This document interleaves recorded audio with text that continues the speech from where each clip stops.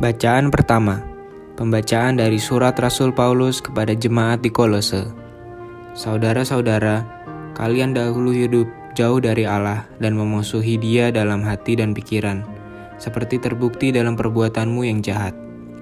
Oleh wafat Kristus, sekarang kalian didamaikan Allah dalam tubuh jasmani Kristus, agar kalian ditempatkan di hadapannya dalam keadaan kudus, tak bercela dan tak bercacat. Sebab itu kalian harus bertekun dalam iman, tetap teguh dan tidak goncang. Janganlah kalian mau dijauhkan dari pengharapan Injil yang telah kalian dengar dan telah dikabarkan di seluruh alam di bawah langit, dan aku, Paulus, telah menjadi pelayannya. Demikianlah sabda Tuhan. Inilah Injil Yesus Kristus menurut Lukas. Pada suatu hari Sabat, Yesus dan murid-muridnya berjalan di ladang gandum. Para murid memetik bulir-bulir gandum, menggisarnya dengan tangan, lalu memakannya. Tetapi beberapa orang Farisi berkata, "Mengapa kalian melakukan sesuatu yang tidak diperbolehkan pada hari Sabat?" Maka Yesus menjawab, "Tidakkah kalian baca apa yang dilakukan Daud ketika ia dan para pengikutnya lapar? Ia masuk ke dalam rumah Allah dan mengambil roti sajian. Roti itu dimakannya dan diberikannya kepada para pengikutnya, padahal roti itu tidak boleh dimakan kecuali oleh para imam." Dan Yesus berkata lagi, "Anak manusia adalah Tuhan atas hari Sabat."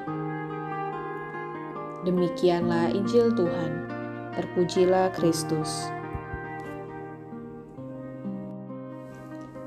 Injil Lukas menampilkan Yesus yang mengajak orang-orang Farisi untuk mendahulukan tindakan kemanusiaan daripada hanya taat buta pada peraturan.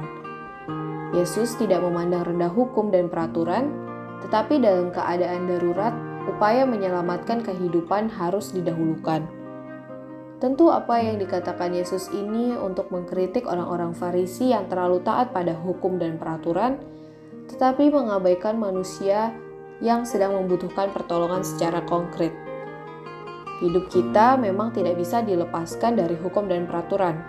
Namun, sebagai orang beriman, kita juga diajak untuk bijaksana dalam memandang hukum dan peraturan itu.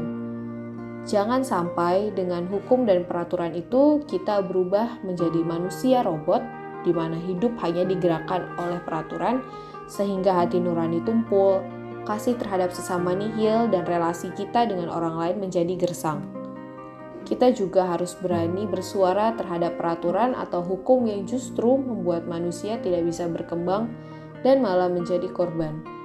Misalnya peraturan yang diskriminatif, tidak ramah dengan orang-orang berkebutuhan khusus, atau hanya menguntungkan kelompok tertentu saja. Peraturan yang baik harus mampu menjaga dan melindungi hidup semua orang. Bapa yang Maha Adil, semoga hidup kami senantiasa digerakkan oleh belas kasih terhadap semua orang dan segala ciptaan-Mu. Amin.